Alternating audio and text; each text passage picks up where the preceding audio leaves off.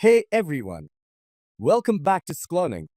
In today's video, we're going to break down the difference between ASP.NET Framework and ASP.NET Core, which is commonly asked in interview. ASP.NET Framework is the original, full-featured framework used to build web applications on Windows. It runs only on Windows and is tightly coupled with IIS Internet Information Services, ideal for large enterprise applications that rely on Windows-specific features. Technologies it supports: Web Forms, MVC, Web API, Net 4.5 Plus, Signaler.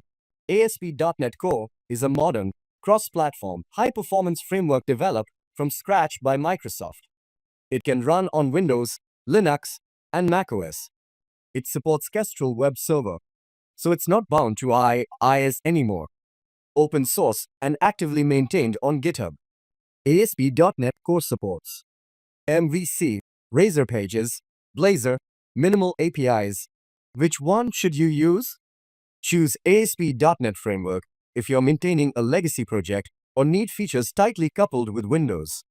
Choose ASP.NET Core if you're starting a new project, want cross-platform support, and care about performance and scalability. Don't forget to like, share, and comment on this video. Subscribe to SKLEARNING for more informative content.